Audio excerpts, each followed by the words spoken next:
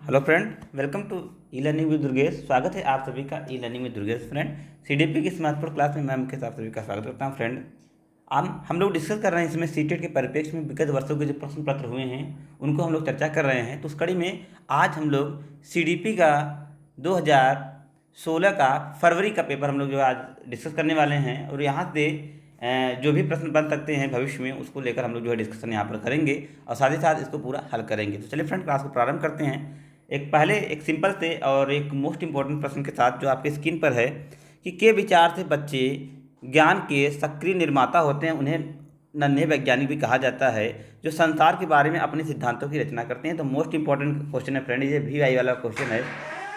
विगत वर्षों में काफ़ी बार ये क्वेश्चन सीधे तौर से पूछ लिया गया है, इसलिए इसको क्वेश्चन मैं चाहूँगा कि इसके आंसर सभी साथी बिल्कुल सही कमेंट करें। बताएं फ्रेंड, इस क्वेश्चन का सही जवाब क्या है। जल्दी जल्दी आंसर कमेंट करेंगे। कमेंट सेक्शन में सभी साथी फटाफट अपने आंसर टाइप करेंगे। जी हाँ, क्वेश्चन इस बार मैं पूरा रिवीजन कर देता हूँ कि बच्चे अपने ज्ञान के सक्रिय निर्माता होते हैं तथा नन्हे वैज्ञानिक भी होते हैं जो संसार के बारे में अपने सिद्धांतों की रचना करते हैं। बताइए फ्रेंड, इस क्वेश्चन का सही जवाब क्या है, जल्दी से बताइए। चलिए, आंसर आने लगभग शुरू हो गए हैं। बिल्कुल बहुत बढ़िया आंसर आ रहा है। लगता है आप सभी लोग का यह क्वेश्चन अच्छी तरीके से तैयार हो चुका है, क्योंकि मैंने ही 1 से 2 बार प्रीवियस सेट में इसको हल करा चुका हूँ इस क्वेश्चन को। तो विकल्प नंबर डी जो इस क्वेश्चन का बिल्कुल सही जवाब है। जीन पियाजे द राइट आंसर। जीन पियाजे इस क्वेश्चन का बिल्कुल सही जवाब है। जी हाँ, जीन पियाजे द राइट आंसर। आगे, बाल केंद्रित शिक्षा शास्त्र का अर्थ है। जी हाँ फ्रेंड, बाल केंद्रित शिक्षा शास्त्र का अर्थ है बालक को नैतिक शिक्षा देना, बालक को शिक्षा का अनुकरण करने के लिए कहना, या बालक की अभिव्यक्ति और उनकी सक्रिय भागीदारी को महत्व देना, या बालक को पूर्ण रूप से स्वतंत्रता देना है। तो भैया, बाल केंद्रित शिक्षा का महत्व होता है। बाल केंद्रित शिक्षा का अर्थ यदि हम देखें फ्रेंड, तो बाल केंद्रित शिक्षा का तात्पर्य होता है जिसमें बालक को केंद्र में रखकर और सारी चीज़ें उसके अनुकूल बनाई जाएं। तो इसलिए विकल्प नंबर सी इस बात की पुष्टि कर रहा है कि बालक की अभिव्यक्ति और उनकी सक्रिय भागीदारिता को महत्व देना। जब हम इस प्रकार से कार्य करेंगे, मतलब उनकी अभिव्यक्ति को महत्व देंगे, साथ ही साथ उनकी भागीदारी को महत्व देंगे, तो जाहिर सी बात है हम बाल केंद्रित शिक्षा को बढ़ावा दे रहे हैं। इसलिए विकल्प नंबर सी इसका बिल्कुल सही जवाब है। आगे बढ़ेंगे फ्रेंड। विकास की एक गति दूसरे से भिन्न होती है, किंतु यह एक एड़ी से चोटी नमूने का अनुगमन करती है, अव्यवस्थित नमूने का अनुगमन करती है, अप्रत्याशित नमूने का अनुगमन करती है, क्रमबद्ध अथवा व्यवस्थित नमूने का अनुगमन करती है। आंसर कमेंट करेंगे फ्रेंड क्वेश्चन नंबर 3 के लिए। जल्दी से बताइए इसका सही जवाब क्या है। फटाफट आंसर कमेंट करेंगे, इस क्वेश्चन का सही जवाब क्या है। विकास की गति एक दूसरे से भिन्न होती है। कहने की ये बात तो बिल्कुल सही है कि जो विकास की गति होती है प्रत्येक व्यक्तियों में अलग अलग होती है, किसी में ज़्यादा होता है, किसी में कम होता है। तो मतलब यह गति भिन्न भिन्न होती है, लेकिन यह क्रमबद्ध तथा व्यवस्थित होती है। जैसे प्रत्येक बालक के पहले सिर का विकास होता है, चाहे संसार का कोई भी बालक हो उसके सबसे पहले सिर का विकास होता है। इसका मतलब यह स्पष्ट होता है कि विकास क्रमबद्ध होता है और व्यवस्थित होता है। इसलिए विकल्प नंबर डी इस प्रश्न का बिल्कुल सही जवाब है। आगे बढ़ेंगे फ्रेंड। अगला क्वेश्चन है निम्नलिखित में से, जी हाँ, विकास के लिए निम्नलिखित में से कौन सा एक उचित कथन है। ए, विकास जन्म के साथ प्रारंभ होता है और समान होता है। बी, सामाजिक संस्कृति के संदर्भ में विकास एक महत्वपूर्ण भूमिका निर्वहन करता है। सी, विकास एकल आयामी है। और डी, विकास पृथक होता है। आंसर कमेंट करेंगे क्वेश्चन नंबर 4 के लिए। जल्दी बताइए क्वेश्चन नंबर 4 का सही जवाब क्या है कि विकास के लिए उचित क्या होता है। विकास जन्म के साथ प्रारंभ होता है और समाप्त होता है। तो विकास के बारे में बात की जा रही है फ्रेंड, तो विकास का यहाँ पर जो मोस्ट इंपॉर्टेंट टॉपिक है कि सामाजिक सांस्कृतिक के संदर्भ में एक महत्वपूर्ण भूमिका अदा करती है। विकल्प नंबर बी इसका बिल्कुल सही जवाब है। B the right answer. B comment करने वाले साथियों के जवाब बिल्कुल सही हैं। जी हाँ, बी इस क्वेश्चन का बिल्कुल सही विकल्प है। आगे, व्यक्तियों में एक दूसरे से भिन्नता क्यों होती है। व्यक्तियों में एक दूसरे से भिन्नता क्यों होती है, किस कारणवश होती है। चलिए विकल्प देखते हैं फ्रेंड इसके। वातावरण के साथ प्रभाव के कारण, जन्मजात विशेषताओं के कारण, वंशानुक्रम वातावरण के बीच अन्योन्य क्रियाओं के कारण, या प्रत्येक व्यक्ति के उसके माता पिता से जीनों के विभिन्न समुच्चय के प्राप्त होने के कारण। बताया फ्रेंड, बड़ा ही मज़ेदार, बड़ा सिंपल सा क्वेश्चन है। ध्यान से आंसर कमेंट करेंगे, जवाब निश्चित तौर पर सही होगा। सभी साथी एक बार वीडियो को शेयर कर देंगे और प्रत्येक क्वेश्चन के लिए अपने अपने आंसर कमेंट सेक्शन में टाइप करिएगा। बताइए फ्रेंड, इस क्वेश्चन का सही जवाब क्या है। जल्दी से बताइए, जल्दी से बताएं फ्रेंड, इस क्वेश्चन का सही विकल्प क्या होगा। चलिए आंसर आना प्रारंभ हो चुका है, सभी साथी ने हमें कमेंट करना प्रारंभ कर दिया, बहुत बढ़िया। बिल्कुल विकल्प number C the right answer, C ज़्यादा कमेंट आ रहा है, सी इस क्वेश्चन का बिल्कुल सही जवाब है कि वातावरण और वंशानुक्रम के बीच अन्योन्य क्रियाओं के कारण एक व्यक्ति दूसरे व्यक्ति से भिन्न होते हैं, इसलिए विकल्प नंबर सी इस प्रश्न का बिल्कुल सही विकल्प है। आगे, बच्चों के सामाजिकरण में परिवार की भूमिका कब महत्वपूर्ण होती है, रोमांचकारी होती है, मुख्य होती है, गौड़ होती है। तो आप सभी को पता होगा फ्रेंड कि बच्चों के सामाजिकरण में परिवार की भूमिका जो है मुख्य होती है। कहने का मतलब फ्रेंड कि परिवार के माध्यम से बच्चा सीखना प्रारंभ करता है। बच्चे के विद्यालय विकास, सामाजिकरण का विकास सर्वप्रथम विकास से परिवार से प्रारंभ होता है, इसलिए विकल्प नंबर सी इसका बिल्कुल सही जवाब हो जाएगा। अगला, करण निम्नलिखित एक सही मिलान वाला जोड़ा है, उसी को हमको चयन करना है। मूर्त संक्रियात्मक अवस्था, साधारण एवं वर्गीकरण के नियोग, औपचारिक संक्रियात्मक बच्चा अनुकरण प्रारंभ करना, कल्पनात्मक खेल करता है, शैशवावस्था तर्क व अनुप्रयोग का अनुमान लगाने में, पूर्व संक्रियात्मक निगमनात्मक विचार के बारे में। तो देखिए फ्रेंड, यहाँ पर जो 3 ऑप्शन हमारे दिए गए वह गलत है, केवल एक सही है। तो जो सही है फ्रेंड, जो सही है वह है विकल्प नंबर ए, क्योंकि फ्रेंड औपचारिक में कल्पना तो मूर्त संक्रियात्मक ही प्रारंभ कर देता है और शैशवावस्था में तर्क लगाने की क्षमता विकसित नहीं होती है, और पूर्ण जो निगमनात्मक विचार है वह अमूर्त या अप्रत्यक्षात्मक चिंतन में आते हैं, इसलिए विकल्प नंबर ए इसका बिल्कुल सही जवाब है। यही इस अवस्था की सही विशेषता है कि मूर्त संक्रियात्मक अवस्था जो 7 से 11 वर्ष की अवस्था होती है, इस अवस्था का जो बालक होता है फ्रेंड वह साधारणतः वर्गीकरण के लिए योग्य हो जाता है। विकल्प नंबर ए इस क्वेश्चन का बिल्कुल सही जवाब है। अगला, एक बच्ची कहती है कि धूप में कपड़े जल्दी सूख जाते हैं, यह उसके किस प्रकार के विचार को प्रदर्शित कर रहा है, प्रतीकात्मक व्यवहार को, कार्यकरण को, अहम केंद्रित को, या विपर्य चिंतन को। यहाँ फ्रेंड आंसर कमेंट करिएगा। एक बच्ची को यह ज्ञात है कि धूप में कपड़े जल्दी सीख जाते हैं, यह उसकी किस प्रकार के विचार को प्रदर्शित कर रहा है। जी हाँ फ्रेंड, बहुत सिंपल सा क्वेश्चन है, ये फैक्ट वाला क्वेश्चन है कि जब बच्चे को किसी कार्य के कारण की जानकारी होती है, मतलब क्या है कि कोई कार्य, धूप में कपड़े क्यों डाले जा रहे हैं, कि गीले कपड़े को सूखने के लिए धूप में डाला जा रहा है, मतलब कार्य क्या हो रहा है, उसका परिणाम क्या होगा, तो इस चीज़ की जब जानकारी होती है तो विकल्प नंबर 20 क्वेश्चन का बिल्कुल सही जवाब है। जी हाँ, कार्य कारण हो जाएगा विकल्प number B the right answer. 20 प्रश्न का बिल्कुल सही जवाब हो जाएगा।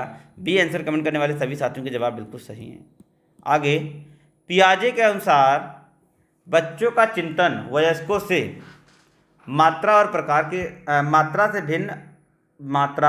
से भिन्न होता है या प्रकार के बजाय, आकार या मूर्तिपरक होता है, प्रकार या मात्रा मतलब वयस्कों से भिन्न होता है बजाय प्रकार के, वयस्कों से आकार में भिन्न होता है बजाय मूर्तिपरकता के, या वयस्कों से प्रकार में भिन्न होता है बजाय मात्रा के, या वयस्कों से आकार में भिन्न होता है बजाय किस्म के। तो भैया आप सभी को पता होना चाहिए कि पियाजे के अनुसार वयस्कों का बच्चों का जो चिंतन होता है वो वयस्कों से मात्रा प्रकार के बजाय प्रकार से भिन्न होता है बजाय मात्रा के। कहने का मतलब फ्रेंड, जो बालकों का चिंतन होता है वो वयस्कों से प्रकार में भिन्न होता है बजाय मात्रा के। विकल्प नंबर 30 प्रश्न का बिल्कुल सही जवाब है, सी द राइट आंसर। कहने का मतलब फ्रेंड कि जो बालक होता है वो वयस्कों से इतर सोचता है, इसलिए उसका जो प्रकार अलग होता है। विकल्प number C the right answer. आगे, निम्नलिखित में से कौन सा एक आधारभूत सहायता का उदाहरण है। या फ्रेंड, निम्नलिखित में से कौन सा एक आधारभूत सहायता का एग्जाम्पल है। ए, अनुबोधन और संकेत देना ताकि नाजुक स्थिति पर प्रश्न पूछना, बी, शिक्षार्थियों को प्रेरित करने वाले भाषण देना, सी, प्रश्न पूछने को बढ़ावा दिए बिना स्पष्टीकरण देना, और डी, मूर्त और अमूर्त दोनों प्रकार के उपहार देना। बताएं फ्रेंड इस क्वेश्चन का सही विकल्प क्या है, जल्दी से आंसर कमेंट करेंगे। इस क्वेश्चन का सही जवाब क्या है।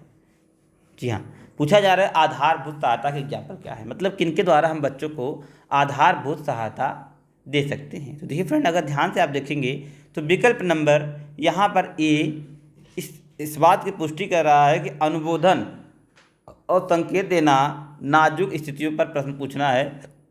कहने का मतलब यही एक आधारभूत सहायता का एग्जाम्पल है, बाकी सभी नहीं है। तो विकल्प नंबर ए कमेंट करने वाले लगभग सभी साथियों के जवाब निश्चित तौर पर सही हैं। तो ए इज द राइट आंसर। ए इस प्रश्न का बिल्कुल सही विकल्प हो जाएगा। ए कमेंट जितने भी साथियों ने किए सभी के जवाब बिल्कुल सही हैं। आगे, वाइगोत्स्की के अनुसार बच्चे सीखते हैं। तो वाइगोत्स्की का पासवर्ड आप सभी को पता है, आई होप मेरे साथ एकदम रट गया होगा आप सभी को कि वाइगोत्स्की का पासवर्ड होता है सामाजिकरण और एक दूसरा पासवर्ड होता है अपने समवयस्कों के द्वारा सीखना। जी हाँ फ्रेंड, दो पासवर्ड आप याद रखेंगे वाइगोत्स्की से 99% केस में आपके जवाब बिल्कुल सही होंगे। ए जब पुनर्वलन प्रावधान किया जाता है, बी परिपक्व होने से, सी अनुकरण से, और डी करें वयस्कों और समवयस्कों के साथ परस्पर क्रिया की। तो दूसरा वाला पासवर्ड यहाँ पर काम में आ गया है कि वयस्कों के परस्पर अंतःक्रिया के माध्यम से सीखना, यह वाइगोत्स्की का पासवर्ड है। और इस प्रक्रिया को जो नाम दिया है वाइगोत्स्की ने, उसका नाम है friend ZPD, zone of proximal development, या जिसको हम कहते हैं समीपस्थ विकास का क्षेत्र। तो वही होता है फ्रेंड जिसमें जो बालक होता है वह अपने समवयस्कों के साथ अंतःक्रिया करके सीखता है। इसलिए विकल्प नंबर डी इसका बिल्कुल सही जवाब हो जाएगा। आगे बढ़ेंगे तो अगली बात हो रही है फ्रेंड कोहलबर्ग की। यहाँ कोहलबर्ग, लॉरेंस कोहलबर्ग, जिनको हम नैतिक विकास के सिद्धांत के तौर पर जानते हैं, तो बात हो रही है लॉरेंस कोहलबर्ग की। तो सीधा सीधा आंसर आपको दिख गया है कि इनका जो पासवर्ड है नैतिक, वही इसका बिल्कुल सही जवाब हो जाएगा। एक नैतिक विकास के चरण इन्होंने दिए थे। 3 चरण में इन्होंने नैतिक विकास को परिभाषित किया है। 3 चरण और 6 सोपान की बात करते हैं। यह काफ़ी बार पूछा जाता है कि लॉरेंस कोहलबर्ग के नैतिक विकास सिद्धांत के कितने चरण और कितने सोपान होते हैं। तो 3 चरण और 3 सोपान होते हैं, 6 सोपान होते हैं, इसको याद रखिएगा। चरण होते हैं फ्रेंड 3 और इसके रिलेटेड 6 सोपान होते हैं। कहने का मतलब प्रत्येक के 2-2 सोपान। तो विकल्प नंबर डी इस क्वेश्चन का बिल्कुल सही जवाब है। आगे बढ़ेंगे। बुद्धि है सामर्थ्यों का एक समुच्चय, एक अकेला जातीय विचार, दूसरों के अनुकरण करने की योग्यता, या एक विशिष्ट योग्यता। तो भैया बुद्धि आपको पता होगा, बुद्धि अमूर्त विचारों के बारे में तर्क करने की योग्यता है। बुद्धि एक विशिष्ट योग्यता है। बुद्धि एक विशिष्ट योग्यता है। बुद्धि एक विशिष्ट योग्यता है। चलिए सॉरी, ये इसका नहीं होगा। तो बुद्धि क्या है, बुद्धि की बात हो रही है, तो बुद्धि सामर्थ्य का एक समुच्चय है। सॉरी, विकल्प नंबर ए इसका बिल्कुल सही जवाब होगा कि बुद्धि की बात करें तो बुद्धि क्या होता है, विशिष्ट योग्यता की बात करते हैं फ्रेंड। स्पीयरमैन बुद्धि की एक विशिष्ट योग्यता की बात करते हैं। लेकिन यहाँ पर बुद्धि हमसे पूछा जा रहा है, तो बुद्धि आमतौर पर विभिन्न प्रकार के सामर्थ्यों का समुच्चय होता है, जिसमें हम विभिन्न प्रकार के एक्टिविटीज को, क्रिया को शामिल करते हैं। इसलिए विकल्प नंबर ए इसका बिल्कुल सही जवाब हो जाएगा। आगे, भाषा विकास के लिए प्रारंभिक बचपन कम महत्वपूर्ण होता है, अमहत्वपूर्ण होता है, अति संवेदनशील होता है, या निरपेक्ष होता है। तो भैया भाषा के निर्माण में जो प्रारंभिक बचपन होता है फ्रेंड, वह अति संवेदनशील होता है। यदि इसमें हम भाषा संबंधित किसी प्रकार की त्रुटि करते हैं और किसी प्रकार की असामाजिक भाषा का प्रयोग करेंगे तो उसका सीधा सीधा प्रभाव बच्चे के ऊपर जाता है। इसलिए विकल्प नंबर सी इस प्रश्न का बिल्कुल सही जवाब है। C the right answer. C comment करने वाले सभी साथियों के जवाब निश्चित तौर पर बिल्कुल सही हैं। आगे, निम्नलिखित में से कौन सा एक कथन समावेशन को सबसे अच्छे तरीके से परिभाषित कर रहा है। यह एक विश्वास है कि बच्चों को अपनी योग्यताओं के अनुसार अलग किया जाना चाहिए। बी, यह एक विश्वास है कि बच्चे कुछ भी कभी भी सीख ही नहीं सकते। सी, यह एक दर्शन है कि सभी बच्चों को नियमित विद्यालय प्रणाली में समान रूप से शिक्षा प्राप्त करने का अधिकार है। और डी कह रहे हैं, यह एक दर्शन है जिससे विशेष बच्चे ईश्वर की विशेष उपहार है। समावेशन की बात फ्रेंड, जहाँ पर समान शिक्षा की बात की जाए वहाँ पर आपका समावेशन निश्चित तौर पर होगा। तो विकल्प नंबर सी में आप देखिए ध्यान से कि समान शिक्षा की बात की गई है, समान शिक्षा के अधिकार को दिखाया गया है। इसलिए यही इस क्वेश्चन का बिल्कुल सही विकल्प हो जाएगा। इसी प्रकार से फ्रेंड मेरे साथ आप प्रश्न को हल करने के तरीके को सीखिए, कैसे प्रश्न को हल किया जाता है। बिना पूरे विकल्प को पढ़े, बिना दिमाग लगाए, कुछ छोटे मोटे टैग वर्डों के साथ भी हम प्रश्नों को हल कर सकते हैं। इसलिए इस बात पर ध्यान दीजिएगा, फोकस करिएगा कि कैसे हमें टैग वर्ड पकड़ना। जैसे समावेशी का टैग वर्ड क्या हमने पकड़ा, सभी के लिए शिक्षा। तो सभी के लिए शिक्षा ही समावेशी का टैग वर्ड है। वाइगोत्स्की का सामाजिक और समवयस्कों के द्वारा सीखना। इसी प्रकार विभिन्न क्वेश्चनों में हम एक टैग वर्ड पकड़ रहे हैं, उसके माध्यम से प्रश्नों को हल कर रहे हैं, जो आपकी परीक्षा में आपके लिए काफ़ी मददगार हो सकता है। आगे बढ़ेंगे फ्रेंड। वंचित वर्ग की पृष्ठभूमि को बच्चों को वंचित वर्ग की पृष्ठभूमि के बच्चों को शिक्षा प्रदान करने के लिए एक शिक्षक को चाहिए कि उन्हें बहुत सा लिखित कार्य दें, उनके विषय में अधिक जानकारी जुटाने का प्रयास करें और उन्हें कक्षा में होने वाली चर्चा में शामिल करें। उन्हें अलग बिठाए, बिल्कुल गलत बात है। उन पर ध्यान न दे, बिल्कुल गलत बात है, क्योंकि वे दूसरे विद्यार्थियों से साथ अंतःक्रिया नहीं कर पाते। भाई ये दोनों ऑप्शन गलत है। लिखित कार्य भी आप नहीं दे सकते। सबसे बेहतर कार्य आप कर सकते हैं, उन्हें उनके विषय में अधिक जानकारी जुटाने का प्रयास करें। उनका सामाजिक स्तर क्या है, उनका आर्थिक स्तर क्या है, वह किस वातावरण से आते हैं, यदि इस बात की जानकारी आप कर लेते हैं तो उनके विषय में सोचना समझना या शिक्षण के लिए एक विधि निर्धारित करना यह काफ़ी आसान हो जाएगा। इसलिए विकल्प नंबर 20 प्रश्न का बिल्कुल सही जवाब है। B the right answer. B comment करने वाले सभी साथियों के जवाब निश्चित तौर पर सही है। आगे बढ़ेंगे फ्रेंड। निम्नलिखित में से कौन सा व्यवहार बच्चों की अधिगम नियोग्यता की पहचान करता है? मनोभाव को जल्दी जल्दी बदलना, मूड स्विंग, अपमानजनक व्यवहार, बी को डी पढ़ना, वाच को साफ पढ़ना, 21 को 12 पढ़ना। बिल्कुल यही विकल्प हमारा बिल्कुल सही हो जाएगा फ्रेंड, क्योंकि यह हमारे डिसलेक्सिया नामक अधिगम क्षमता की पहचान कर रहा है। इसलिए विकल्प नंबर सी इसका बिल्कुल सही जवाब हो जाएगा। C the right answer. C इस प्रश्न का बिल्कुल सही जवाब हो जाएगा। अधिगम नियोग्यता की जो पहचान कर रहा है फ्रेंड वह है विकल्प नंबर सी। अगला सीखना। जी हाँ फ्रेंड, लर्निंग के बारे में बात हो रही है। सीखना सीखने वाले के संवेगों को प्रभावित नहीं होता है। संवेगों से छीड़ संबंध रखता है, सीखने वाले के संवेगों से स्वतंत्र होता है या सीखने वाले के संवेगों को प्रभावित होता है? बताइए फ्रेंड, सीखना किस प्रकार के गुणों से प्रभावित होता है? तो सीखना आप सभी को यह ज्ञात होना चाहिए कि सीखना संवेगों वालों सीखने वाले के संवेगों से प्रभावित होता है। विकल्प नंबर डी इस प्रश्न का बिल्कुल सही जवाब है। और आंसर नंबर डी कमेंट करने वाले सभी साथियों के जवाब सही हैं, क्योंकि सीखना सीखने वाले के संवेगों पर प्रभावित होता है, क्योंकि जैसा वह संवेग प्रदर्शित करता है वह उसका प्रभाव उसके अधिगम में भी पड़ता है। इसलिए विकल्प नंबर डी इसका बिल्कुल सही जवाब हो जाएगा। आगे फ्रेंड, आपके चिंतन में अवधारणात्मक परिवर्तन लाने हेतु शिक्षार्थियों को सक्षम बनाने के लिए शिक्षक को क्या करना चाहिए? क्या उन्हें पुरस्कार देना चाहिए जिन्होंने अपने चिंतन में परिवर्तन किया है? बच्चों को स्वयं चिंतन करने के लिए हतोत्साहित करना चाहिए और उनसे कहना चाहिए कि वे शिक्षिका की बातों को सुनें और अनुपालन करें। व्याख्या न के रूप में व्याख्या प्रस्तुत करनी चाहिए।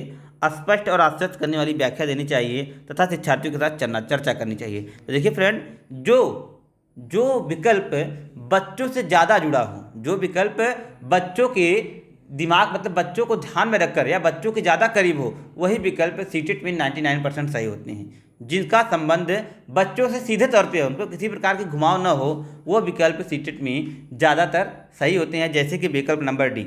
यहाँ पर शिक्षार्थियों से चर्चा करने का तात्पर्य है कि उनके हिसाब से कार्य को किया जाए, इसलिए विकल्प नंबर डी इसका बिल्कुल सही जवाब है। आगे, प्राथमिक विद्यालय के कक्षा कक्ष के संदर्भ में सक्रिय बद्धता का क्या अर्थ है? याद करना, प्रत्यास्मरण करना और सुनाना, शिक्षक का अनुकरण करना और नकल करना, जांच पड़ताल करना, प्रश्न पूछना और वाद विवाद करना, शिक्षक द्वारा दिए गए उत्तरों की नकल करना। बताएं फ्रेंड, इस क्वेश्चन का बिल्कुल सही जवाब क्या है? पूछा जा रहा है सक्रिय बद्धता। तो फ्रेंड, सक्रिय बद्धता होती है कि जांच पड़ताल करना, प्रश्न पूछना और वाद विवाद करना। यह एक प्राथमिक विद्यालय की कक्षा कक्ष की सक्रिय बद्धता को दर्शाता है। विकल्प नंबर सी इस प्रश्न का बिल्कुल सही जवाब है। जितने भी साथियों ने आंसर नंबर सी कमेंट किया है उन सभी साथियों के जवाब बिल्कुल सही हैं। सी इस प्रश्न का बिल्कुल सही विकल्प है। आगे फ्रेंड, बच्चे तब सर्वाधिक सृजनशील होते हैं जब वह किसी गतिविधि में भाग लेते हैं। शिक्षक की डांट से बचने के लिए, दूसरे के सामने अच्छा करके दबाव में आकर, अपनी रुचि से या पुरस्कार के लिए। तो भैया बच्चे सृजनशील तब बनते हैं जब वे अपनी रुचि से किसी गतिविधि में भाग लेंगे, क्योंकि जब वो अपनी रुचि से किसी गतिविधि में भाग लेंगे तो उस कार्य में वह अपना सर्वश्रेष्ठ प्रदर्शन करेंगे। किसी डरवश यदि कोई कार्य उनसे करवाया जाता है तो उनका प्रदर्शन बिल्कुल स्तर का होता है, औसत होता है, अच्छा नहीं होता है।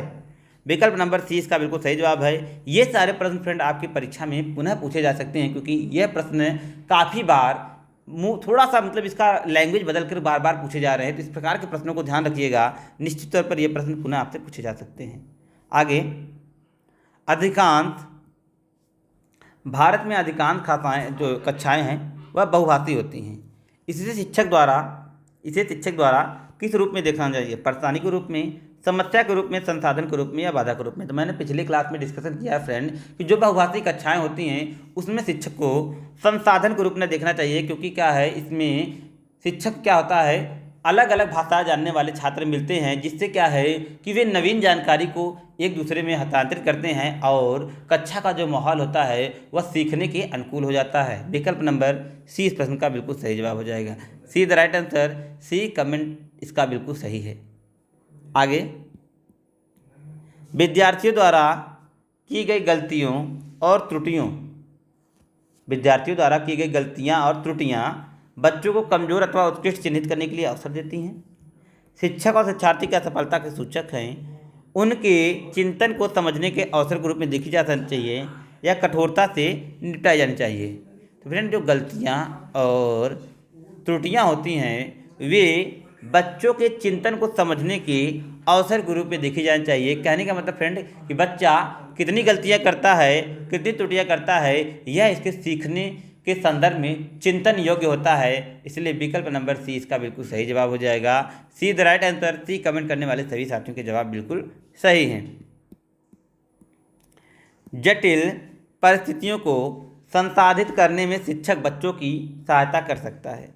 प्रतियोगिता को बढ़ावा देकर, कोई भी सहायता न देकर, उस पर एक भाषण देकर, कार्य को छोटे छोटे हिस्सों में बांटकर। जटिल परिस्थितियों को देखिए, जटिल परिस्थितियों को भैया हल करने का एकमात्र उपाय जो सबसे फैक्ट है वह है कि समस्या को छोटे छोटे हिस्सों में बांटकर तत्पश्चात निर्देश उपलब्ध कराना। यह एक जटिल समस्या को, एक जटिल परिस्थिति को हल करने का सबसे बेहतर तरीका हो सकता है फ्रेंड।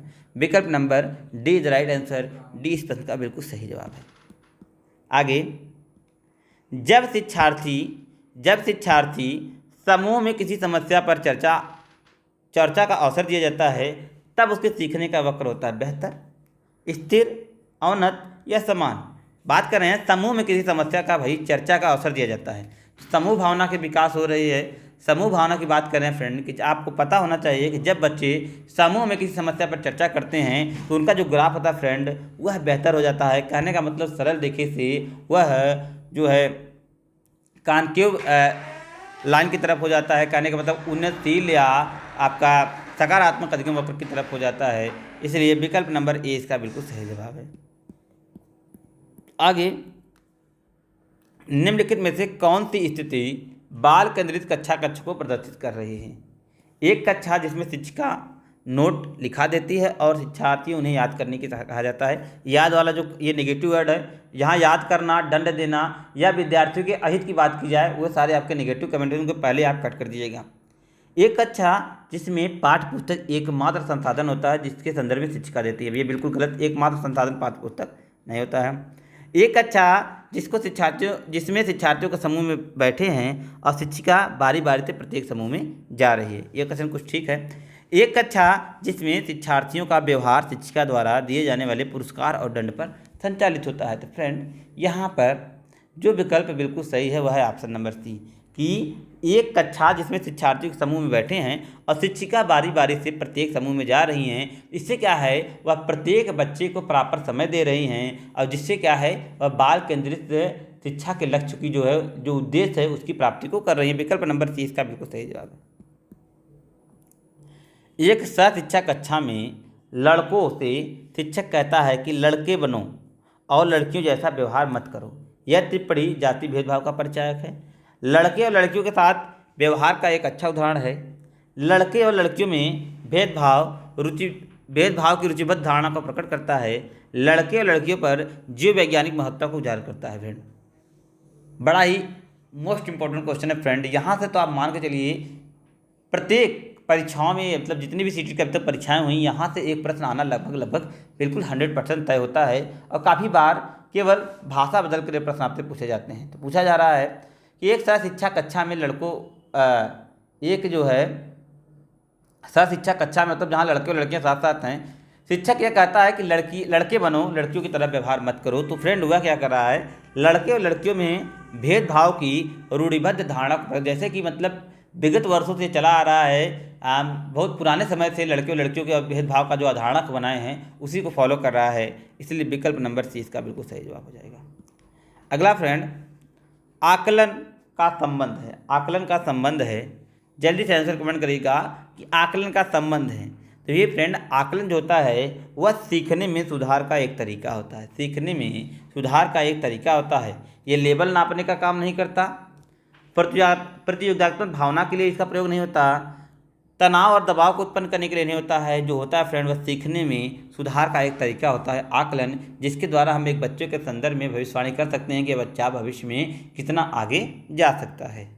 आगे, एक बच्चा जो आंशिक रूप से देख सकता है, कहने का मतलब वह विशिष्ट बालक है। बिना किसी विशेष प्रावधान को उसे नियमित विद्यालय में डालना चाहिए।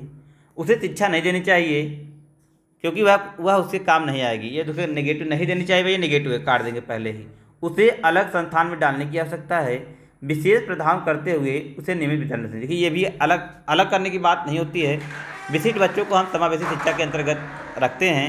तो डी वाला जो विकल्प है वह बिल्कुल सही है कि विशेष प्रावधान करते हुए उसे नियमित विद्यालय में रखना चाहिए। यही डी वाला जो हमारा विकल्प है इसका बिल्कुल सही जवाब हो जाएगा। तो ये था फ्रेंड आज का हमारा क्लास। आई होप आप लोगों ने क्लास को एंजॉय किया होगा। मिलते हैं अगले लेक्चर में, तब तक के लिए best of luck. Thank you, good bye.